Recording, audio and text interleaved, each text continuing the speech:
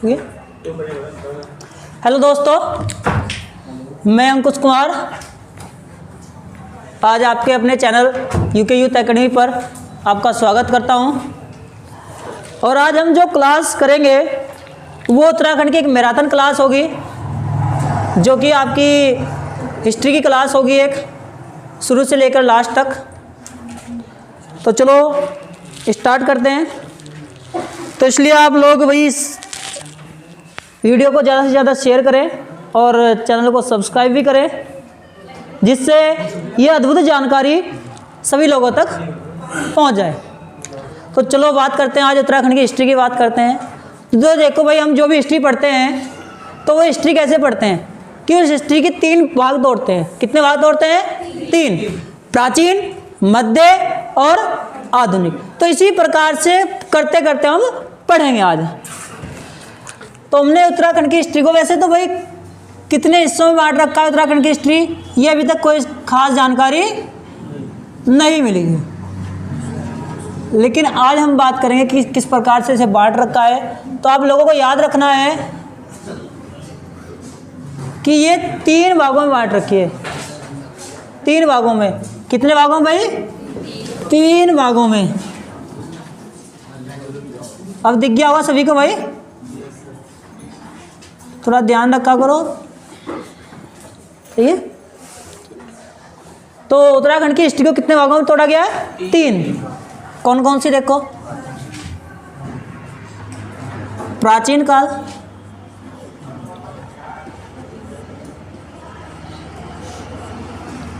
मध्यकाल और आधुनिक काल।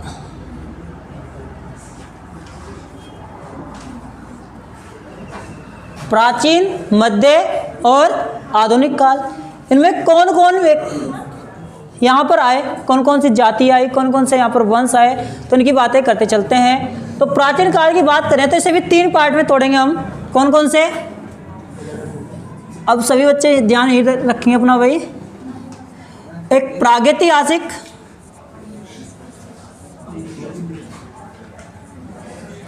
एक प्रागैतिहासिक, एक आदि ऐतिहासिक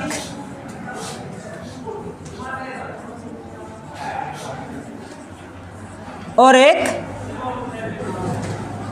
ऐतिहासिक।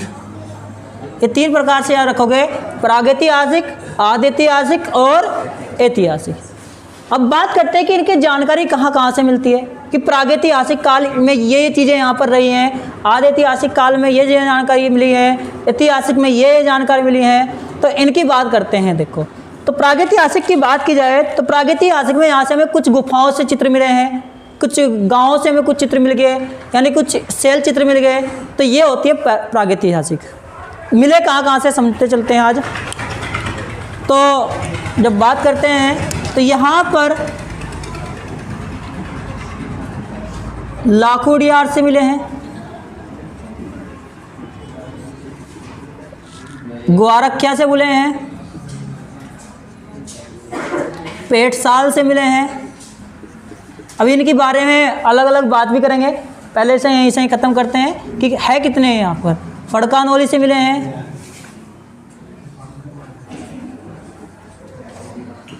लवेताप से मिले हैं और आपका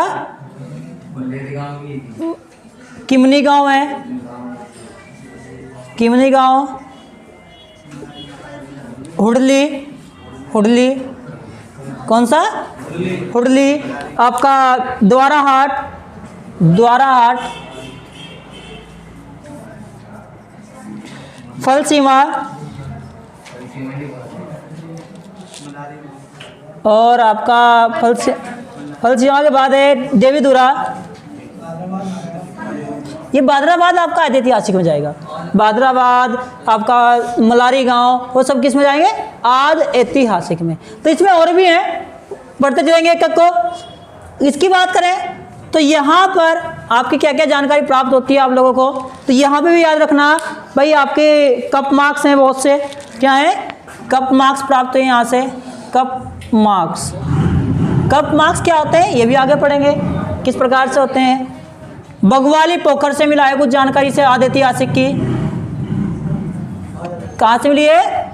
बगवाली पोखर, ये अल्मोड़ा में पड़ता है। किस प्रकार से मिली है ये भी बात करेंगे। उसके बाद बाड़े छीना से मिली है।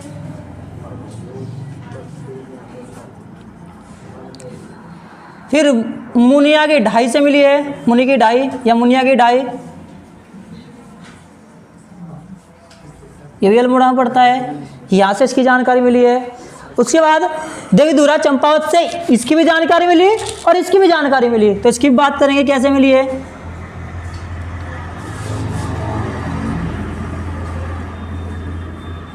देवीधुरा चंपावत। आगे बात करें तो बनकोट है, क्या है भाई? बनकोट पिथौरागढ़ में पड़ता है। उसके बाद आपका बहादुराबाद है, हैदराबाद। उसके बाद है आपका मलारी गांव,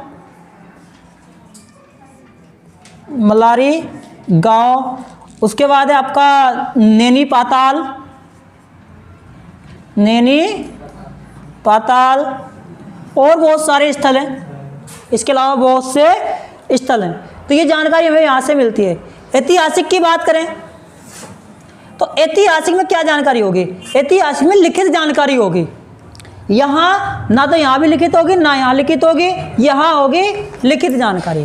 कैसी जानकारी होगी भाई? यहाँ पर लिखित। तो लिखित होगी तो कोई अभिलेख प्राप्त हुए होंगे।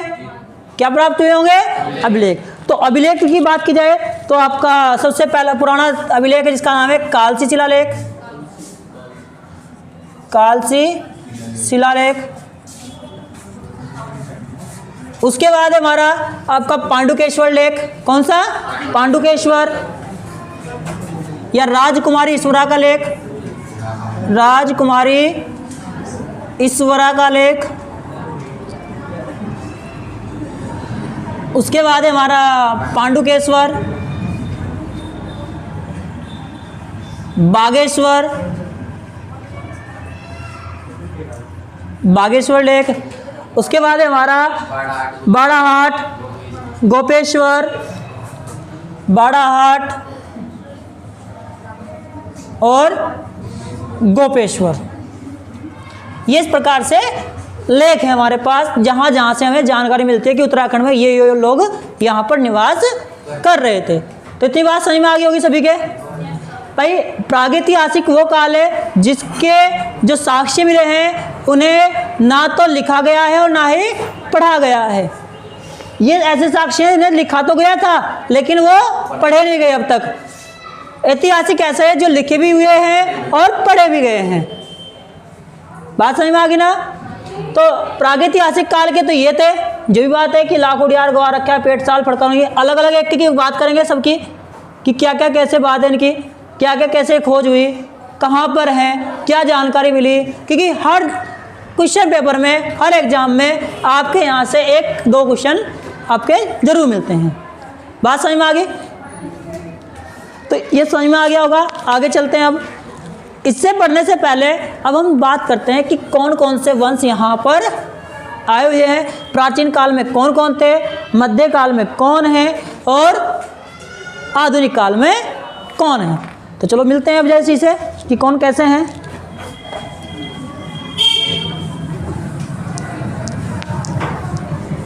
अभी बात करेंगे इनकी, सबकी जानकारी मिलेंगी आपको इनकी भी। लेकिन पहले अपने एक दिमाग में सबसे बड़ा आसान है कि आप किसी भी सब्जेक्ट को पढ़ रहे हो तो उसे बड़ा ना करके छोटा कर लो और उसे मैप के थ्रू आप अपने दिमाग में सेट कर दो कि ये टाइप है, इस प्रकार से है। उसे छोटा करते चले जाओ जितना छोटा आपसे हो सकता है। यानी कि पूरी हिस्ट्री आप एक पेज में ले आओ तो वो जब ही होगी जब आप उसे अच्छे से पढ़े हुए होंगे। तो बात करते हैं प्राचीन काल में।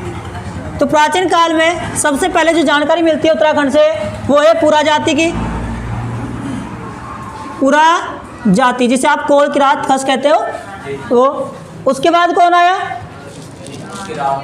वो तो पुरा जाति में आगे सब, वो सब कौन आगे? पुरा जाति है। इस पुरा जाति में कौन कौन है? कोल, किरात, खस, शक और बोटांतिक। कौन है भाई? कोल, किरात, खस, शक और भूटान थे। इसके बाद बात करें तो यहाँ उत्तराखंड में सबसे पहली जनजाति है जो वो जानती गया वंश है जिसका नाम है कुनिंद वंश। कौन सा वंश? कुनिंद वंश। कुनिंद वंश के बाद की बात करें तो यहाँ हिंद यवन एक छोटा सा वंश आके रहा था। हिंद यवन है तो बहुत बड़ा था, लेकिन यहाँ इसमें छोटी सी बातें मिलती, कोई बड़ी बात नहीं है कि हमला किया था इन्होंने। उसके बाद कुषाण, कुषाण के बाद शक आए, शक के बाद आए योद्धे, फिर परवर्ती कुनिंद। परवर्ती कुनिंद पढ़ेंगे, परवर्ती कुनिंद क्या होता है क्या नहीं पढ़ेंगे अभी थोड़ी देर में। परवर्ती कुनिंद सारी बातें पढ़ेंगे आज। परवर्ती कुनिंद के बाद आपका गोत्रीय वंश, वार्ष गान्य का गोत्रीय वंश, वार्ष गान्य का गोत्रीय वंश।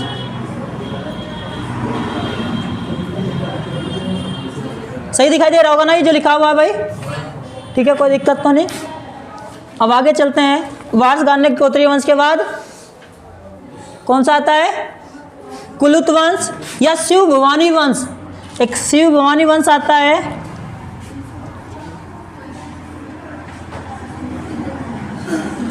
उसके बाद कुलुत वंश है। उसके बाद मित्र वंश है। कौन सा वंश? मित्र वंश। इसके भी बारे में जानकारी लेंगे, मित्र वंश। उसके बाद की बात करते हैं तो यहाँ पे आता है कार्तिकेयपुर। कौन सा आता है भाई? कार्तिकेयपुर। कार्तिकेयपुर। छगलेश है वो गुप्त वंश का, वैसे से भी पढ़ लेते हैं कि गुप्त वंश की बात कर लेते हैं। गुप्त के टाइम में कौन है? तो गुप्तों के टाइम में करतरपुर, छगलेश, ब्रह्मपुर, शत्रुघ्न और गोइसान। चार ये वंश हैं, ये गुप्त समय के हैं, गुप्त काल के टाइम के हैं ये चारों। ठीक है भाई? करतरपुर, छगलेश, ब्रह्मपुर, शत्रुघ्न और गोइसान। और इसके बाद है लास्ट कार्तिकेयपुर। मोकरी वंश, मोकरी वंश भी इसमें ही है, आप जोड़ सकते हो कहीं भी। कुनिंद किसके बाद आए थे? वो शकों के बाद आए थे। यहाँ पे मोकरी वंश आएगा, शकों के बाद जो आएंगे मोकरी वंश आएंगे।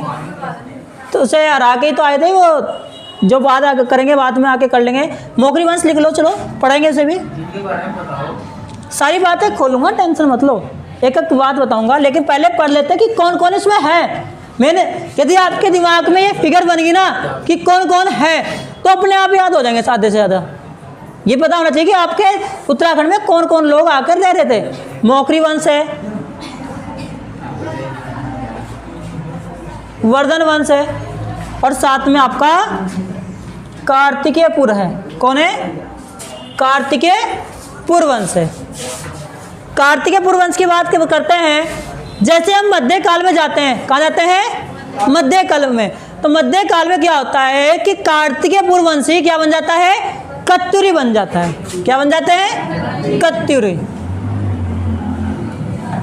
तो इधर कत्यूरी की बात करेंगे। कत्यूरी परिवार में भी अलग अलग शाखा रही है, स्कोट शाखा, डोटी शाखा, जो अलग अलग है वो बात में आगे करेंगे। उसके बाद बात करते हैं आगे चंद, इन्हीं के टाइम में थे, मध्यकाल में थे। और फिर परमार वंश। कौन सा वंश? परमार वंश। कत्यूरी वंश, चंद वंश, परमार वंश, ये सब मध्यकाल में। अब जैसे ही हम आधुनिक काल में पहुंचते हैं तो हमें यहाँ पढ़ना होता है गोरखा।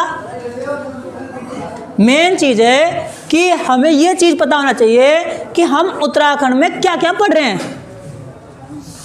जब तक हमें ये नहीं पता कि उत्तराखंड में हमें पढ़ना क्या क्या, तो फिर हमें बहुत बड़ी प्रॉब्लम हो जाएगी कि यहाँ कौन कौन आके रह रहा है। तो गोरखा, गोरखा के बाद आए ब्रिटिश सरकार या टिहरी रियासत की बात कर लेते हैं। नीचे नीचे थोड़ा नीचे, टिहरी रियासत,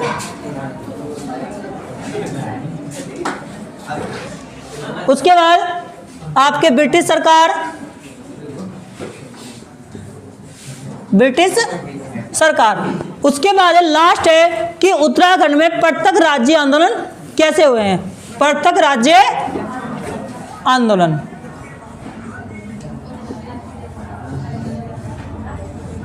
और फिर हमारा राज्य स्वतंत्र हो गया और इसके बाद कुछ नहीं है, ये खत्म है लास्ट में। तो यहाँ तक समझ में आ गया क्या?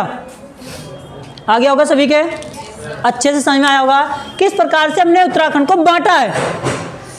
जो बात है वो मेन ये है कि हमें ये पता होना चाहिए कि हम उत्तराखंड को जब पढ़ रहे हैं तो किस प्रकार से किस रूप में बटा हुआ है। ये नहीं हमें रट्टा मारना है कि आए रट्टा मार के और चले गए, नहीं, पहले हमें ये पता होना चाहिए कि उत्तराखंड ऐसे ऐसे भागों में बटा हुआ है और इस प्रकार से बटा हुआ है। उससे फायदा रहेगा कि हमें ज़्यादा याद नहीं करना पड़ेगा, बहुत सी चीज़ें हैं कि खत्म हो जाएंगी।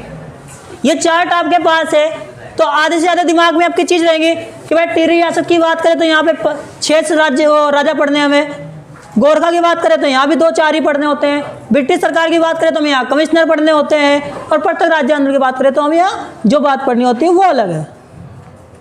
बात समझ में आई? ऐसे मध्यकाल की बात करें तो यहाँ कौन कौन पढ़ते हैं होते हैं कि जो कार्तिकेय वंश था यही मध्यकाल में जाकर क्या बन गया? कत्यूरी वंश बन गया। चंद्रवंश और परमार वंश ये भी हमें यही पढ़ने होते हैं। प्राचीन काल की बात करें तो हमें पूरा जाति पढ़नी पड़ती है जिसका नाम है कोल, किरात, खस जाति, इस प्रकार से। उसके बाद कुलिंद पढ़ने पड़ते हैं, यही यवन पढ़ने पड़ते हैं, कुषाण, शक, योद्धे, परिवर्ती, कुलिंद, वार्ष करने, शिवन। 1-2 क्रम ऊपर नीचे हो गया होगा, क्रम से कोई टेंशन मत लेना कि क्रम ऊपर नीचे हो जाता है, कोई बड़ी बात नहीं है। लेकिन मेन चीज़ है कि आपको याद होना चाहिए कि यहाँ पर है क्या क्या। बात समझ में आ गई होगी सभी के? कोई डाउट है यहाँ तक किसी का? कोई डाउट नहीं है। अब चलते हैं आगे। हम अपना पहला पोर्शन जो हमने अभी रब किया था, यदि कोई भाई स्क्रीनशॉट लेना चाहता है तो स्क्रीनशॉट पहले ही ले लेना।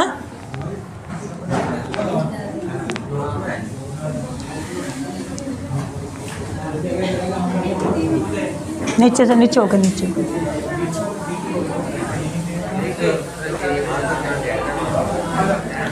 तो हम आज बात करते हैं पहला पोर्शन जो कि होता है लाखू उड़ियार का। लाखू उड़ियार, देखो अब ये तो है नहीं कि लाखू उड़ियार के बारे में हर लाइन लिखवाऊं, आराम से एक एक पॉइंट बनाएंगे और पॉइंट समझते चलेंगे। पहला पॉइंट, स्थिति कहाँ है? स्थिति कहाँ है? तो यह है अल्मोड़ा में। कहाँ पर है भाई ये? अल्मोड़ा में। कौन सी नदी के किनारे? सुयाल नदी के किनारे। सुयाल नदी के किनारे। दल बैंड भी बोलते हैं, बाड़े छिना के दल बैंड के आसपास है, तो ये बात भी याद रख लेना।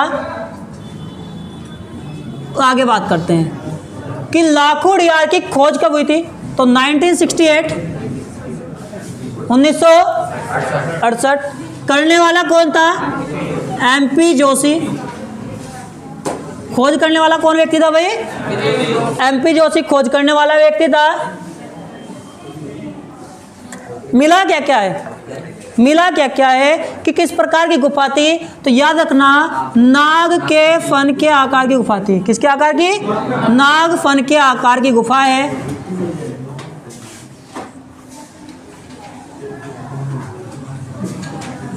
सामूहिक नृत्य करते दिखाया गया है। सामूहिक नृत्य करते हुए दिखाया गया है। और साथ में जो इसका चबूतरा है वो कितने मीटर ऊंचा है? 15 मीटर ऊंचा है। कितना ऊंचा है? 15 मीटर। यानी ये फर्श से, जो इसका फर्श है वो 15 मीटर ऊंचा है। तो फर्श भी याद रखना कि क्वेश्चन बन सकता है कि फर्श कितना है मीटर ऊंचा है। तो 15 मीटर ऊंचाई पर स्थित है। 15 मीटर ऊंचाई पर स्थित है। और सबसे ज़्यादा इम्पोर्टेंट है कि लाखू उड़ियार को चित्रों का संग्रहालय भी कहा जाता है। क्या कहा जाता है इसे? चित्रों का संग्रहालय भी कहा जाता है।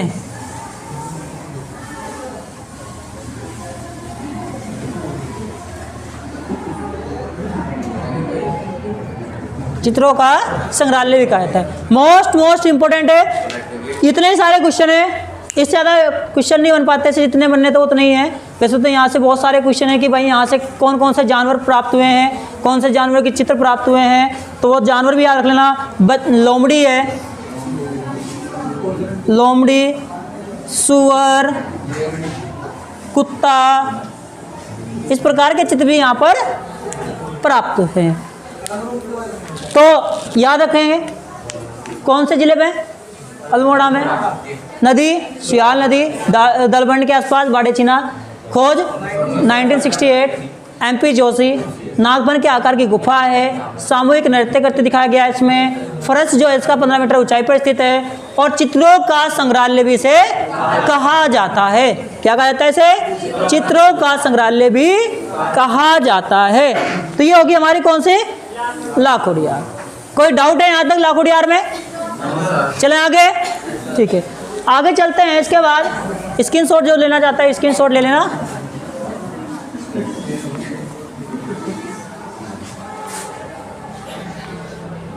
इससे आगे की बात करते हैं पेट साल की। पेट साल,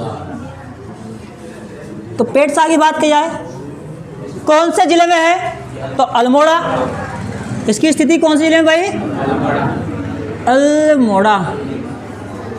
खोजकर्ता कौन है? यशोधर मठपाल।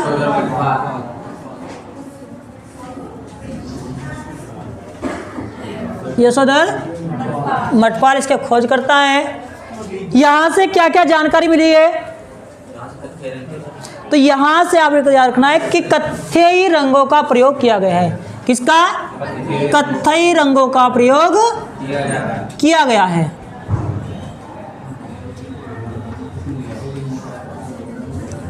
कत्थई रंगों का प्रयोग इसमें किया गया है। ये आपके पेट साल है। पेट साल के बाद आपको दो याद रखनी पड़ेगी। खोज कब हुई इसकी? खोज हुई 1989, 1989। इसके साथ साथ आपको याद रखना होगा फड़कानोली भी। किसको? फड़कानोली। इसकी खोज कब हुई? तो 1985 में हुई। करने वाला कौन था? यशोधर मठपाल है। स्थिति कहाँ है? तो ये भी अल्मोड़ा में पड़ता है। कहाँ पड़ता है भैया? अल्मोड़ा में पड़ता है। इसकी स्थिति कहाँ पर है? अल्मोड़ा। प्राप्त क्या हुआ है यहाँ से? तो 3 शिलाश्रय प्राप्त हुए हैं। यहाँ पे 3 शिलाश्रय प्राप्त हुए हैं। कहाँ से? फड़कानोली से। समझ में आया? अब इसके बाद एक और टॉपिक आता है जिसका नाम है लवे थाप। लवे थाप, तो ये कहाँ पर है? अल्मोड़ा। ये भी अल्मोड़ा में ही है। लाल रंग के थाप पाए गए हैं यहाँ पर, लाल रंग के थाप, तो इसलिए इसे कहा जाता है खून के थाप की तरह भी इसे कहा जाता है। और यहाँ से प्राप्त क्या हुआ है भाई? लाल रंग के थाप प्राप्त हुए हैं। ये भी मोस्ट इंपोर्टेंट है। और यहाँ पर हाथ में हाथ डालकर, हाथ में हाथ डालकर नृत्य करते हुए दिखाया गया है। क्वेश्चन आए कि हाथ में हाथ डालकर नृत्य करते हुए किसे दिखाया गया है? तो वो कौन है? लवे थाप है। अब एक मोस्ट इंपोर्टेंट क्वेश्चन बनता है कि ऐसा स्थल कौन सा है जहां से लाखोटियार के दर्शन होते हैं? तो वो लवे थाप है। ठीक है भाई, याद रखना, बहुत अच्छा क्वेश्चन है कि लवे थाप से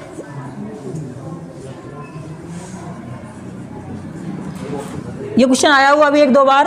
लाखोटियार गुफा के मनमोहक दर्शन होते मिले हुए हैं। मनमोहक दर्शन होते हैं। चेक करना क्या हुआ? क्या हुआ?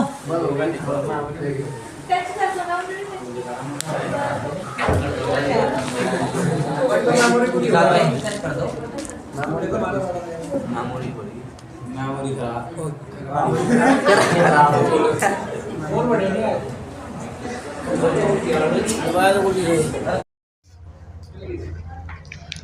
ऋग्वेद में क्या कहा जाता है वैसे?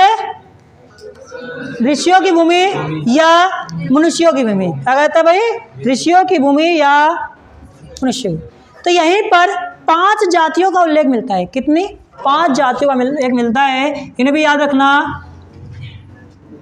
पुरु, त्रित्सु, अनु, यदु और त्रिविशु। इन 5 का मिलता है यहाँ पर उल्लेख। पुरु, त्रित्सु, अनु, यदु और त्रिविशु। लेकिन सबसे ज़्यादा जो इम्पोर्टेंट है वो कौन है? त्रित्सु।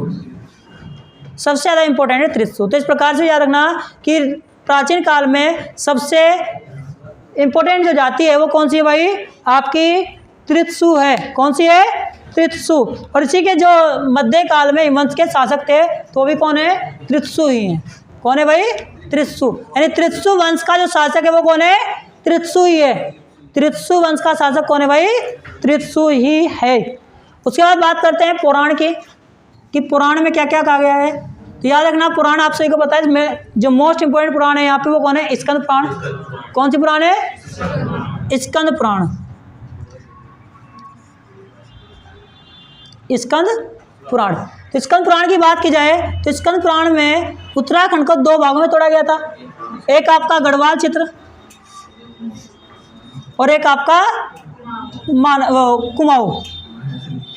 और इनका नाम क्या रखा गया था किसमें? स्कंद पुराण में। तो इसे केदारखंड कहा गया था। क्या कहा गया इसे?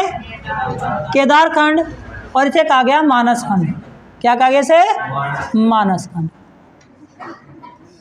जबकि इन दोनों को मिलाकर क्या कहा गया? तो खसदेश कहा गया। खस देश कहा गया या ब्रह्मपुर कहा गया या उत्तराखंड कहा गया, उत्तर का खंड, या फिर इन्हें इलावर्त भी कहा गया। क्या कहा गया भाई? इलावर्त भी इन्हें कहा गया। तो मोस्ट इंपोर्टेंट है कि स्कंद पुराण में केदारखंड और मानसखंड को संयुक्त रूप से क्या कहा गया है? तो वो कहा गया है आपको भाई इलावर्त, खसदेश, ब्रह्मपुर और उत्तराखंड। अब क्वेश्चन आए कि केदारखंड और मानसखंड के बीच जो विभाजित करती है वो कौन है? तो नंदा देवी है। कौन है विभाजित करने वाली? है नंदा देवी। ये नंदा देवी पर्वत है। इन दोनों को विभाजित करती है, केदारखंड और मानसखंड को। ठीक है। इधर काकागिरी पर्वत भी कह सकते हैं, कालागिरी जो भी है। और इधर कौन सा है हमारा? तो ये यमुना क्षेत्र, टोंस क्षेत्र जो है इधर वाला केदारखंड है। बात समझ में आई या नहीं आई? ठीक है। याद रखना है कि ऋग्वेद में उत्तराखंड को एक जगह उसी नगर भी कहा जाता है। क्या कहा जाता है? उसी नगर। कभी क्वेश्चन आ जाए कि उसी नगर किसे कहा जाता है, तो ये ऋग्वेद में उत्तराखंड को ही कहा जाता है। बात ये भी समझ में आई होगी? पक्का? कोई दिक्कत तो नहीं? ठीक है। स्कंद पुराण में यदि बात की जाए तो उत्तराखंड को 5 भागों में बांटा गया है। कितने भागों में? 5।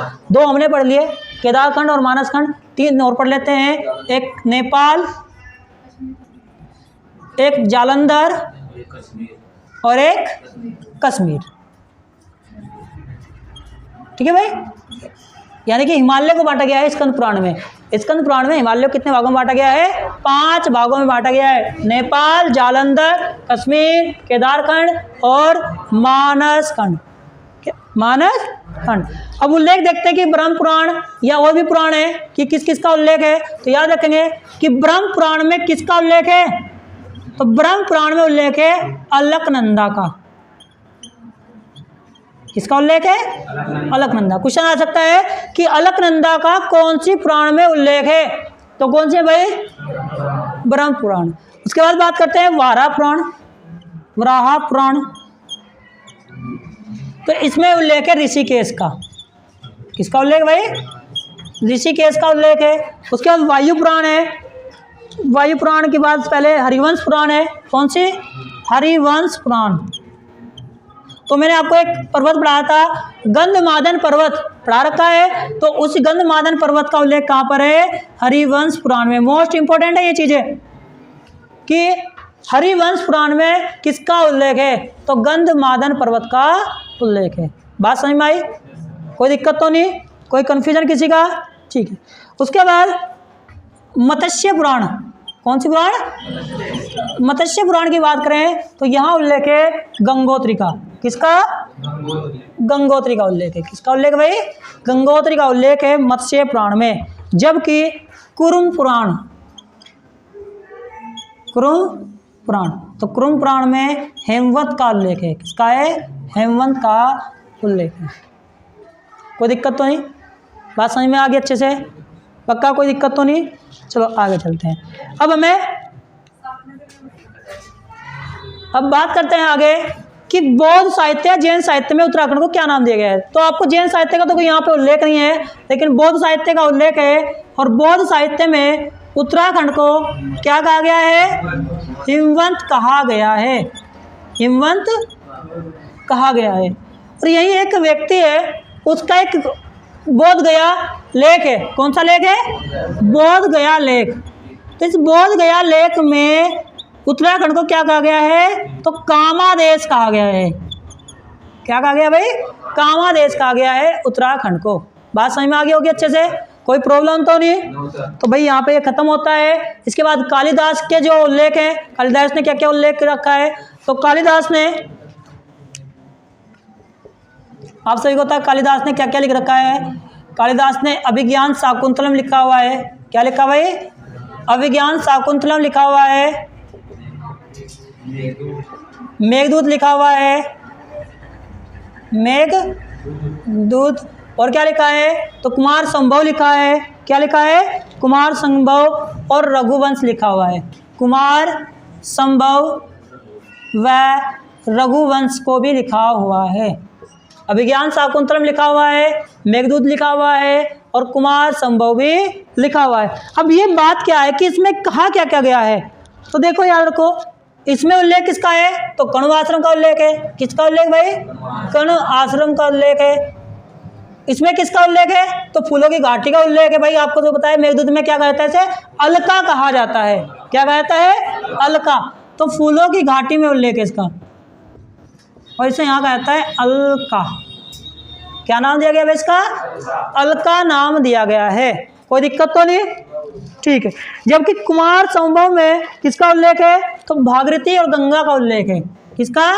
भागीरथी और गंगा का उल्लेख है कुमार संभव में।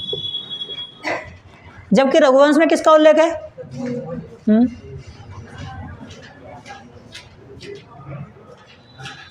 रघुवंश में उल्लेख है कि राजा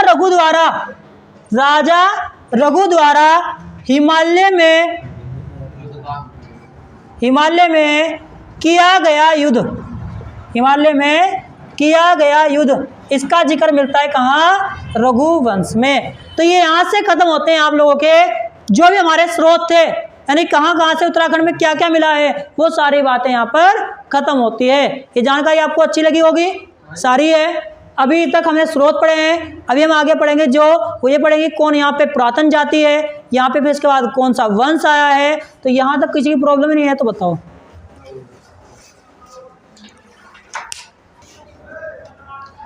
तो भाई अभी तक हमने पढ़ा अपना स्रोत कि कहाँ कहाँ से उत्तराखंड के बारे में जानकारी प्राप्त हुई है। ये बातें हमारी कंप्लीट होगी। अब हम पढ़ते हैं उत्तराखंड की पुरातन जाति हमने लिखवाई भी थी, कौन कौन सी थी। तो उत्तराखंड की प्राचीन जाति की बात करें तो एक ही लाइन में खत्म करते हैं इसे एक ही लाइन में खत्म करेंगे कि कौन कौन सी बात इंपॉर्टेंट है। भाई सारी बातें तो इंपॉर्टेंट नहीं होगी ना। तो बात करते हैं उत्तराखंड की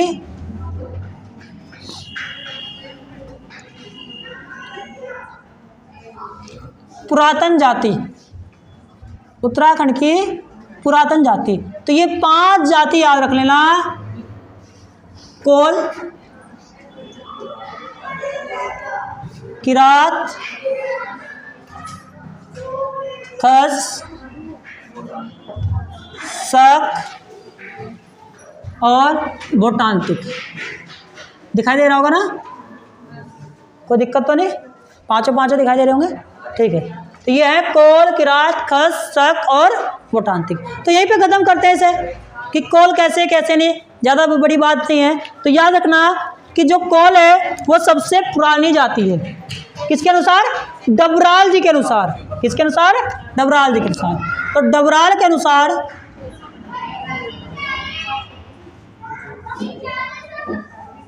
डबराल जी के अनुसार सबसे पुरातन जाति है,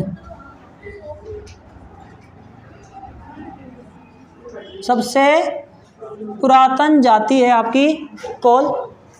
और क्या है इसमें, इनका नाम अन्य नाम है मुंड या सबर, मुंड या सबर, ये क्या नाम है इनका, अन्य नाम है। आगे बात करते हैं, क्या बात, इसका अन्य नाम है मुंड या सबर। उसके आगे बात करते हैं तो इनमें एक प्रथा पाई जाती है, कुमार कुमारी प्रथा। कौन सी प्रथा, कुमार कुमारी प्रथा, एक विवाह की प्रथा है। ये आगे आगे पढ़ेंगे बोटांतिक में भी, जिसका नाम है युवा ग्रह प्रथा। जैसे कुमार कुमारी प्रथा वहाँ पर यहाँ पर है, ऐसे वहाँ युवा ग्रह प्रथा है। बात समझ में आई ना, ठीक है। एक बुक है जिसका नाम है बाण भट्ट की कादम्बरी, बाण भट्ट की कादम्बरी। तो इस कादम्बरी में किसका उल्लेख है, मुंड का उल्लेख है, यानी कि इनके नाम के लिए क्या यूज किया गया है, मुंड शब्द का प्रयोग किया गया है। ये बात समझ में आई कि बाण भट्ट की कादम्बरी में कोल के लिए मुंड शब्द का प्रयोग किया गया है। किस शब्द का प्रयोग किया गया है, और इन्हें अनार्य कहा गया है। क्या कहा गया है इन्हें, अनार्य, मतलब अनार्यों से अपोजिट है ये। कैसे है ये, अपोजिट, अनार्य। कैसे इनका रूप निखार है, तो याद करते हैं, तो इनका रूप निखार है, ये कुरूप और भद्दे होते थे, यानी देखने में अच्छे नहीं लगते थे। चपटी नाक, मोटे होठ, मोटे मोटे से होठ होते थे इनके, और तिगने होते थे, नाटा कद होता था, तो ये देखने में अच्छे नहीं लगते थे, इन्हें बोलते हैं कुरूप और भद्दे होते थे।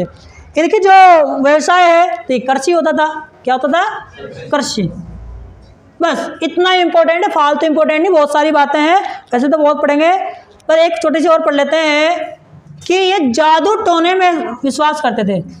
जादू टोने में, किसमें विश्वास करते थे, जादू टोने में विश्वास करते थे।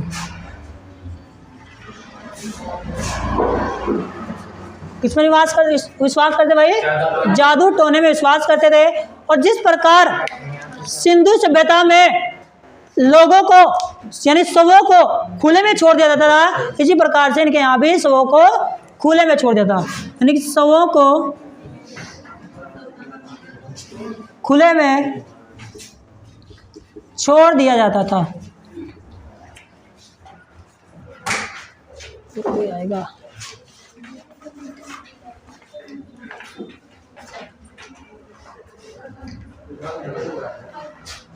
शवों को खुले में छोड़ दिया जाता था, किसके यहाँ, खोल।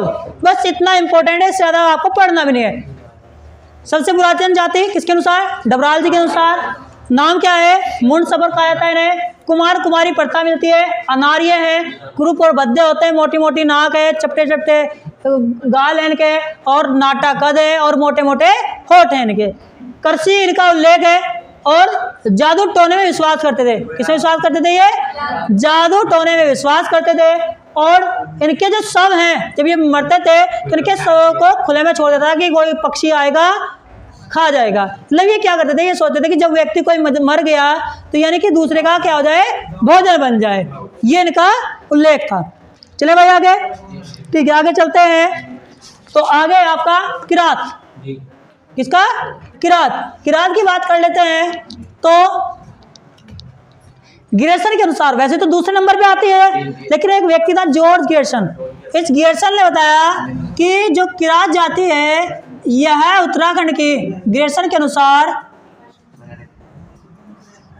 उत्तराखंड की पुरातन जाति है। कैसी जाति है, पुरातन जाति है, सबसे प्राचीन जाति यही है। इनके नाम है किर, किन्नर, किन्नर और किश्य, ये भी इनका नाम है। और एक नाम है, इन्हें एक बुक में क्या कहता है, लाक्षाग्रह जो बुक है, क्या है, लाक्षा, यानी जिसमें केदारखंड के लाक्षाग्रह में, केदारखंड के लाक्षागृह में केदारखंड के लाक्षागृह में इन्हें भील कहा जाता था। क्या कहा जाता था? भील कहा जाता था। अन्य नाम इनका किर और किन्य है और इनकी बातें कुछ इंपॉर्टेंट होनी। और क्या है, ये आर्य थे। क्या थे? आर्य। यानी कि आर्य मतलब साफ स्वच्छ रहते थे, सुंदर लोग होते थे ये। हाँ जी, स्कंद पुराण के केदारखंड के लाक्षागृह में, स्कंद पुराण के केदारखंड के लाक्षागृह में क्या कहा गया है? भील कहा गया है। बात समझ में आ गई क्या?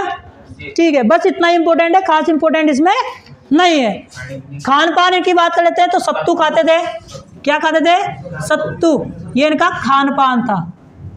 और पेय पदार्थ था जाड़, चावल से बनी दारू, चावल से बनी दारू ये जाड़ होती है, तो ये इनका पेय पदार्थ था। और परिवार था इनका संयुक्त परिवार, संयुक्त परिवार इनका हुआ करता था। ये बात समझ में आई होगी। आगे पहुंचे, आगे है खस। तो खस भी क्या है? आर्य ही है। खस भी क्या है? आर्य। भाई कोल आए तो कोलों को किसने हराया? किरातों ने। किरात चले आगे जाए, यहाँ अब किरातों को हराएंगे कौन? खस। अब जब किरातों को जो खस हराएंगे तो अब कौन आएंगे यहाँ पर? खस आएंगे। तो खसों के बारे में बात करते हैं कि खस जो शब्द है, खस जो शब्द है वो संस्कृत के क्षेत्रीय शब्द से लिया गया है। किससे? संस्कृत के क्षेत्रीय शब्द से।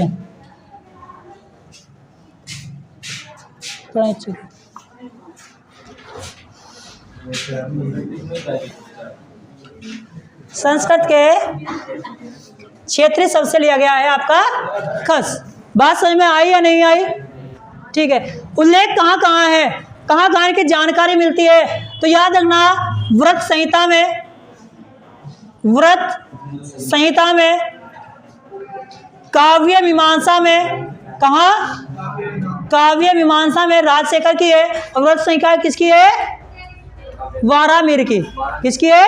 वारामिर की है। और पाल शासकों का भी यहाँ पर उल्लेख मिल जाता है। बात समझ में आई होगी। ठीक है। उसके बाद डीसी सरकार ने, किसने? डीसी सरकार ने, एक व्यक्ति है जिसका नाम है डीसी सरकार। इस डीसी सरकार ने क्या किया है? डीसी सरकार ने क्या किया है? इन्हें खसों को क्या बताया है? खक बताया है। क्या बताया है? खक। डीसी सरकार ने खसों को खक बताया है। क्या बताया है? खक। जबकि 1885 में ब्रिटिश सरकार ने, किसने? ब्रिटिश सरकार ने इन्हें किसमें रखा है? शूद्र बताया है। क्या बताया है? शूद्र बताया है। ये भी इंपॉर्टेंट है। अब इंपॉर्टेंट है 4 बातें। कौन कौन सी?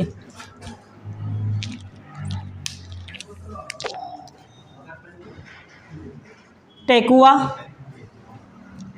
झटेला, जेठो प्रथा, देवदासी और घर जमाई।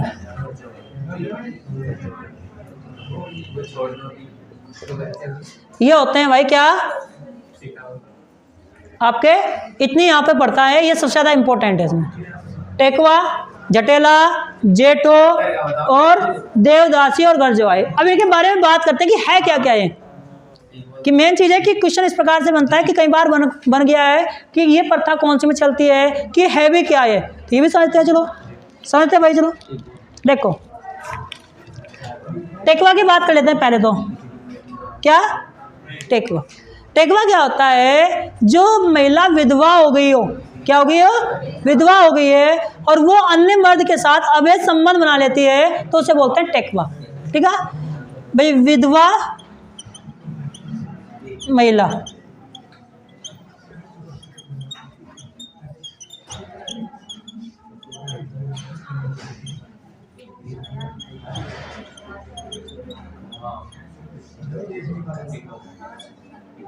तो वो होता है टेकवा। अब बात करते हैं जटेला क्या होता है। जटेला देखो क्या होता है कि कोई महिला है, उसकी शादी एक व्यक्ति से हुई, उस व्यक्ति के बाद उसने छोड़ दिया उस व्यक्ति को और दूसरा पति है, तो जो पहला पति है उस पहले पति से जो संतान उत्पन्न हुई है उसे बोलते हैं जटेला। ठीक है भाई। पूर्व पति से उत्पन्न संतान जेठो प्रथा। जेठो प्रथा क्या होती है कि घर में जो बड़ा बेटा है उसे क्या बनाया जाता है,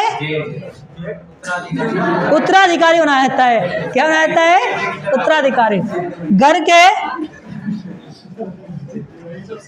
बड़े बेटे को उत्तराधिकारी बनाया जाता है।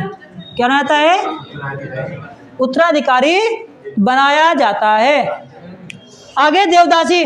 देवदासी क्या है कि घर की बड़ी बेटी को मंदिर में दान दिया जाता था, उसे बोलते हैं देवदासी। घर की बड़ी बेटी को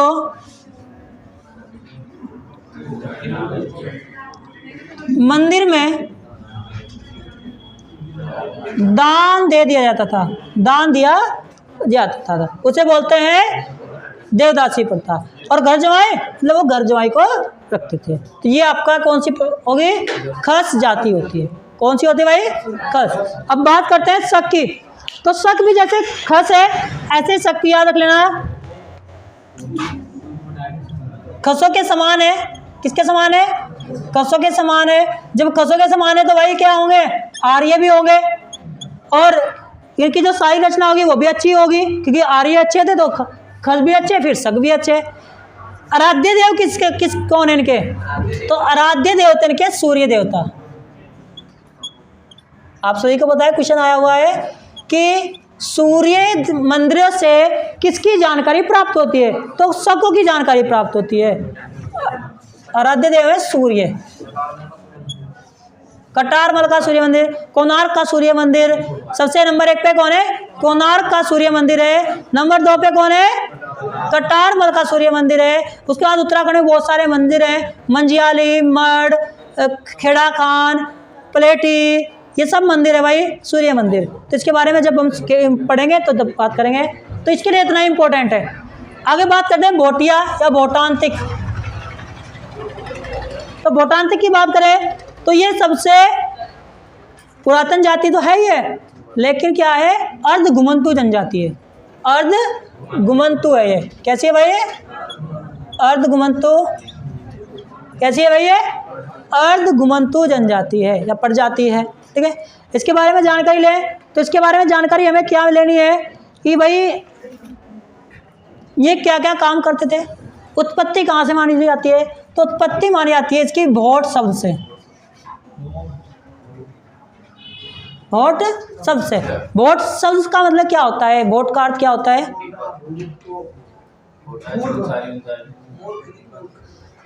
भोट का अर्थ होता है, हमारे यहाँ तो हम बोलते हैं भोट का मतलब है मूर्ख है, लेकिन यहाँ भोट का अर्थ है तिब्बत। क्या अर्थ है, तिब्बत। यानी तिब्बत वाले लोगों को क्या कहा गया है, भोटिया कहा गया है। बात समझ में आई। काम क्या करते थे, तो काम करते थे पशुपालन, कृषि या कृषि, कृषि लिखो, कृषि या व्यापार, कृषि व्यापार, और एक करते थे भेड़ पालने का काम। और एक इनका जो आर्थिक जीवन के लिए सबसे इंपॉर्टेंट है वो कौन थी, ऊन। ऊन को सबसे ज़्यादा बेचते थे। क्या कहते थे, ऊन को बेच के ये काम अपना चलाते थे। बात समझ में आई, ठीक है। देवी देवता कौन था इनका, तो देवी देवता था इनका घुरमा। कौन था भाई, घुरमा। वर्षा का देवता कहा जाता है। कौन है इसका, घुरमा वर्षा का देवता है। अन्य पेय पदार्थ की बात करें तो जया है। क्या है, जया। चंगू है, चंग या चंगू, इस प्रकार से इनके क्या है, पेय पदार्थ है। आगे बात करते हैं तो आगे याद रखना ये क्या है, एक इनके यहाँ चूड़ाक्रम होता है। चूड़ाक्रम क्या होता है? कौन सा संस्कार? नामकरण संस्कार। कौन सा होता है? नामकरण संस्कार होता है इनके यहाँ, जिसे कहते हैं चूड़ाक्रम। एक इनके यहाँ होता है बुढ़ानी। बुढ़ानी का मतलब क्या होता है? भाई जब कोई व्यक्ति बूढ़ा होता है तो उसका क्या कर देते हैं? जब मतलब बूढ़ा का मतलब जो व्यक्ति बड़ा हो जाता है तो उसका विवाह कर देते हैं। तो बुढ़ानी का मतलब क्या है यहाँ पर? विवाह। बुढ़ानी का क्या होता है भाई यहाँ पर? विवाह है। बात समझ में आई या नहीं आई? अब मैंने आपको यहाँ पढ़ाई थी कुमार कुमारी प्रथा, तो इसी प्रकार से भोटिया में भी क्या है? युवा ग्रह प्रथा है। क्या है भाई? युवा ग्रह प्रथा है। और साथ में एक विवाह चलता है इनके यहाँ, राक्षस विवाह। ऐसा विवाह? राक्षस विवाह, यानी कि अपहरण करके शादी की जाती है, उसे बोलते हैं राक्षस विवाह। बात समझ में आई? क्या? नहीं, अलग अलग तरह के होते हैं। नहीं, भोटिया के सारे करते होंगे, एक दो ही करते होंगे ना। राक्षस विवाह हो गया, नॉर्मल विवाह हो गया, आपका युवा ग्रह प्रथा है, ये नॉर्मल है। सारे नहीं होते ना, सारे नहीं करते। आगे बात कर लेते हैं इनकी व्यापार। तो एक व्यापार आता है इनका सोका हुनिया व्यापार। यहाँ लिख दूं भाई, दिखाई दे रहा होगा यहाँ से? ठीक है, सोका हुनिया व्यापार।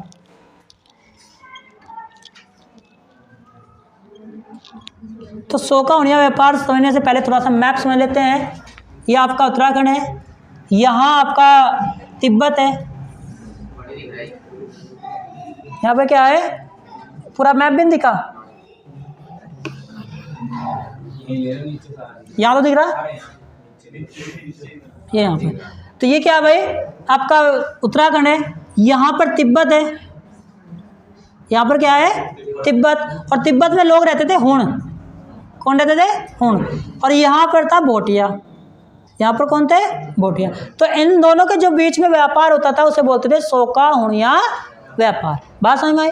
इसे किसने रोका था पहले? तो याद रखना 1639 या 38 के लगभग। कौन था यहाँ पर? भाई बहादुर चंद भी तो था यहाँ पर, चंद वंश का राजा, जो कि 1638 से लेकर 78 के बीच में था। इसमें भाई बहादुर चंद ने क्या किया था? व्यापार को रोका था या बढ़ाया था? बताओ भाई, व्यापार को रोका था या बढ़ाया था? प्रोत्साहन दिया था, बढ़ाया, रोका नहीं था, प्रोत्साहन दिया था। लेकिन प्रोत्साहन के साथ साथ क्या लगाए थे? 2-3 कर लगाते थे, जिसका नाम है सिरती कर और मांगा कर। सिरती कर और मांगा कर इन्होंने इस पर लगा दिए थे। बात समझ में आई? अब क्या हुआ? 1914 की बात है। किसकी बात है? 1914 की बात है। तो 1914 में इस व्यापार को क्या मिली? छूट। व्यापार को छूट मिली। उसके बाद व्यापार 1914 को छूट मिली तो यह चलता रहा। लेकिन सन 1962 में यह व्यापार चीन युद्ध के कारण से बंद हो गया। क्या हुआ? बंद हो गया। लेकिन 1992 में व्यापार दोबारा चला गया। 1992 में दोबारा चलाया गया, लेकिन भाई उतने बड़े मार्जिन पर ये नहीं चलाया गया, चल नहीं पाया। तो 1997 तक भी ये व्यापार नहीं चल पाया था। बात समझ में आई? तो 1914, 1638, 1978, 1962, 1992, 1997, ठीक है। एक इनके यहाँ जो व्यापार होता था, इसी टाइम में एक प्रथा होती थी जिसका नाम है सुलझी मुलझी प्रथा। क्या नाम है? सुलझी मुलझी प्रथा। ये क्या होती थी? ये होती थी कि जब वे व्यापार करते थे तो ये व्यापारी लोग क्या करते थे? एक ही बर्तन से दारू पीते थे, यानी कि एक घुट तू मार और एक घुट मैं मारूंगा। तो इससे क्या होगी? दोस्ती बढ़ेगी। इससे क्या बढ़ेगी? दोस्ती। अब क्या करते हैं कि भाई एक पैक तेरा एक पैक मेरा, नहीं, ये उस टाइम ऐसा नहीं करते थे कि एक ही पैक बनाते थे, एक पैक में एक घुट तेरी एक मेरी, जिससे क्या बढ़े? दोस्ती बढ़े, ठीक है। और उस जो वो कप है जिसमें दारू पी जाती है उसे रख लेते थे, फिर दोबारा वही काम आ जाता था। ये प्रथा कहलाती है सुलझी मुलझी प्रथा। और इस व्यापार में कैसे व्यापार करते थे कि एक पत्थर का टुकड़ा लेते थे और उस पत्थर के टुकड़े को 2 हिस्से कर देते थे। कितने हिस्से? 2 हिस्से, और एक हिस्सा भोटिया के पास और एक हिस्सा खुनिया के पास। जब दोबारा से व्यापार करने आएंगे तो पत्थर उनके साथ होना चाहिए। यदि वो पत्थर आपस में नहीं मिल रहा है तो वो व्यापार वहीं का वहीं बंद हो जाया करता था। ये होता है सोका हुनिया व्यापार। बात समझ में अच्छे से आई होगी। तो कोई इसे इसकी फ़ोटो लेना चाहता है फ़ोटो ले सकता है, और यदि कोई इसके आपका स्क्रीनशॉट लेना चाहता है तो स्क्रीनशॉट ले लेना। ठीक है भाई।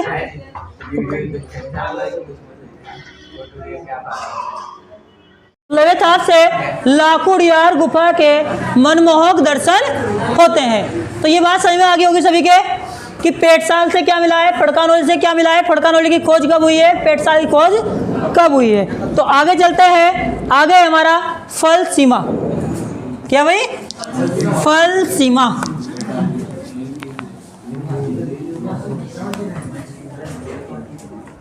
फल सीमा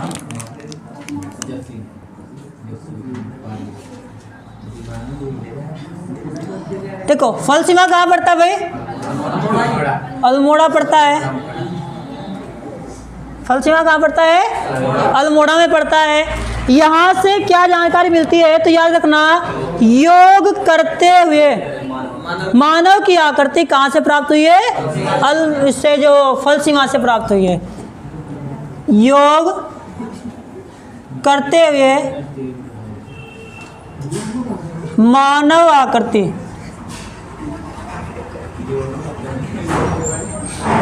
तो ये फल सीमा से प्राप्त हुई है। अब नेक्स्ट आता है ग्वारख्या गुफा। मोस्ट इंपोर्टेंट है ग्वारख्या गुफा। तो जिला पड़ता है ग्वारख्या गुफा का भाई चमोली। कौन सा जिला है? चमोली जिला। कौन सा जिला पड़ता है? चमोली जिला पड़ता है। खोजकर्ता कौन है? तो खोज करता है इसका राकेश भट्ट, जबकि अध्ययन करता कौन है? तो यशोधर मठपाल है। अध्ययन करता है मतलब यहाँ पे अध्ययन किया है किसी ने, तो वो है यशोधर मठपाल।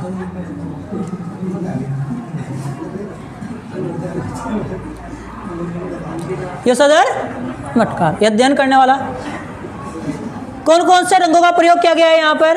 तो गुलाबी रंगों का प्रयोग किया गया है। गुलाबी, लाल रंग का प्रयोग किया है, और पीले रंग की चट्टान प्राप्त हुई है। कौन से रंग की? पीले रंग की चट्टानें प्राप्त हुई है। क्वेश्चन ये बन सकता है कि पीले रंग की चट्टान कहाँ से प्राप्त हुई हैं? तो ग्वारख्या गुफा से पीले रंग की चट्टानें प्राप्त हुई है। कहाँ से भाई? आपकी ग्वारख्या गुफा से। यहाँ पर मेन मुख्य जो विषय है वो विषय क्या है इसका? पशुओं को हाका देना। पशुओं को हाका देना। पशुओं को हाका देना, ये क्या भाई यहाँ पर इसका मेन विषय है। लेकिन इसके साथ साथ एक मेन विषय और भी है जो अब तक हमने नहीं पढ़ा है, कि क्वेश्चन बन सकता है कि कहाँ पर कौन सी गुफा में ध्यान मुद्रा का भी एक व्यक्ति मिला है। ध्यान मुद्रावस्था में बैठा हुआ एक व्यक्ति मिला है, तो वो भी कहाँ पर है? ग्वारख्या गुफा। तो ध्यान रखना कि ध्यान अवस्था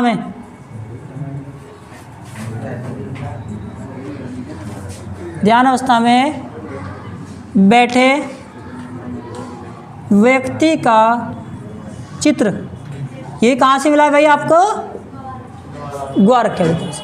कहाँ से मिला है? ग्वारख्या गुफा से मिला है। इतनी बात समझ में आ गई। अब बात करते हैं हटवाल घोड़ा, यानी कि ये जो मेन बड़े बड़े थे वो तो खत्म होते हैं। इसके बाद आते हैं हटवाल।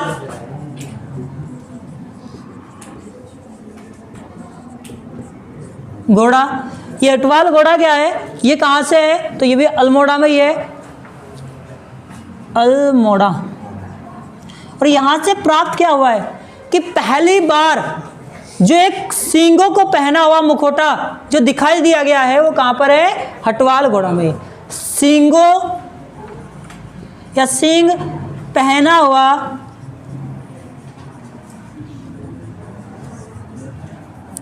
मुखौटा, ये कहाँ से प्राप्त हुआ है? आपका हटवाल घोड़ा अल्मोड़ा से। उसके बाद भगनोल, भगनोल ये कहाँ पड़ता है? नैनीताल में पड़ता है। इसकी बात की जाए कि यहाँ से क्या प्राप्त हुआ है, तो यहाँ से वर्षभ की आकृति प्राप्त हुई है। किसकी? वर्षभ का चित्र प्राप्त हुआ है। वर्षभ का मतलब क्या होता है? सांड। तो सांड का चित्र प्राप्त हुआ है, यहाँ से वर्षभ का चित्र प्राप्त हुआ है। तो बात समझ में आई होगी कि किसका चित्र प्राप्त हुआ है? यहाँ से वर्षभ का चित्र प्राप्त हुआ है। उसके बाद बात करते हैं आगे किमनी गांव। कौन सा गांव भाई? किमनी गांव।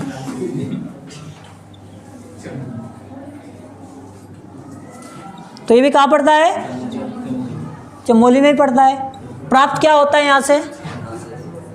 किमनी गांव से यहाँ से सफेद रंग के चित्र और हथियार मिले हैं। सफेद रंग के चित्र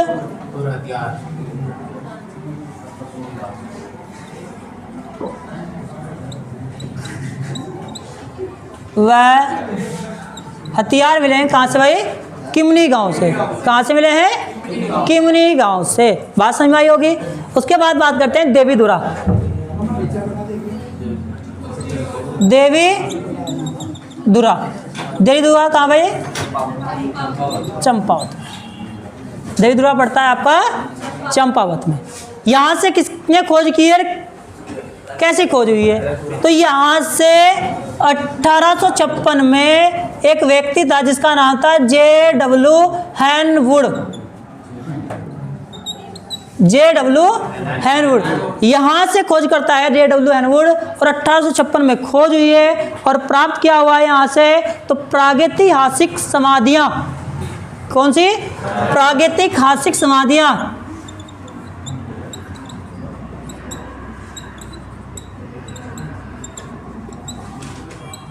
कहाँ से खोजी गई है? तो देवीधुरा। अब एक नाम आएगा द्वाराहाट का, इसी प्रकार से ये दोनों एक साथ ही लेके चलते हैं। तो द्वाराहाट में अल्मोड़ा में पड़ता है। द्वाराहाट कहाँ पड़ता है? अल्मोड़ा में। किस प्रकार से है समझो। तो यहाँ खोज करता है 1877, और कौन है? कार्नोक, रॉबर्ट J.H. कार्नोक है, जो भी J.H. कार्नोक है। और यहाँ से प्राप्त क्या हुआ है? तो यहाँ से भी समाधियाँ ही प्राप्त हुई हैं। क्या प्राप्त हुई है? यहाँ से समाधियाँ प्राप्त हुई है।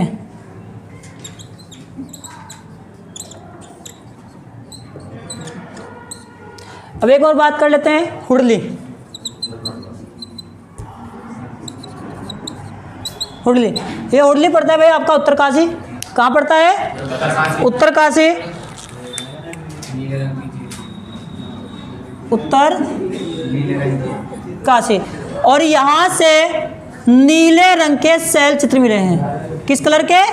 नीले रंग के शैल चित्र मिले हैं। कहाँ? हुडली गांव, उत्तरकाशी। नीले रंग के शैल चित्र मिले हैं। कहाँ से भाई? आपके हुडली, उत्तरकाशी से। उसके बाद पड़ता है काकड़ी घाट। काकड़ी घाट अल्मोड़ा। और यहाँ से प्राप्त होते हैं समाधान। क्या? समाधान। समाधान यानी कि जहाँ सब रखे जाते हैं उसे समाधान बोलते हैं। किस प्रकार के होते हैं? देखो कहीं कहीं पर तो ऐसे होते हैं कि पत्थर खड़े कर दिए, दो क्या कर दिए? दो बड़े बड़े पत्थर कर दिए, खड़े कर दिए, और अंदर एक शव डाल दिया, और ऊपर एक बार फिर पत्थर रख दिया, पत्थर रख दिया। ठीक है। तो इस प्रकार से समाधान होते हैं। क्या होते हैं? इस प्रकार से समाधान होते हैं। उसके बाद है कसार देवी। कसार देवी ये अल्मोड़ा से। और यहाँ से क्या मिला है? तो 14 नर्तकों की मूर्ति, 14 नर्तकों की मूर्ति जो मिली है वो कसार देवी अल्मोड़ा से मिली है।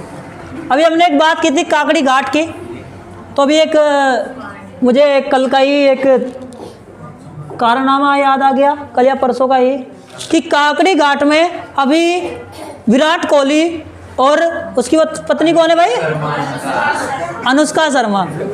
तो अनुष्का शर्मा जो भी होगी, मुझे तो पता नहीं भाई अनुष्का या कौन है, पक्का अनुष्का ही है ना, कभी आलिया भट्ट हो? अच्छा तो ये अभी यहीं पे घूमने गए हुए हैं।